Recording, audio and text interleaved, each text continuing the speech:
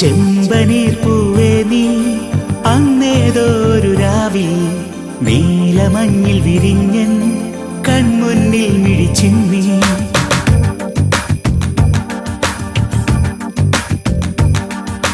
ചെമ്പനീർ പൂവേ നീ അന്നേതോരു രാവിൽ നീലമഞ്ഞിൽ വിരിഞ്ഞൻ കൺമുന്നിൽ മിഴിച്ചിന്നി. അത്ഭുതം അടങ്ങാതന്നു ഞാൻ അങ്ങനെ നിശബ്ദം നിൽക്കവേ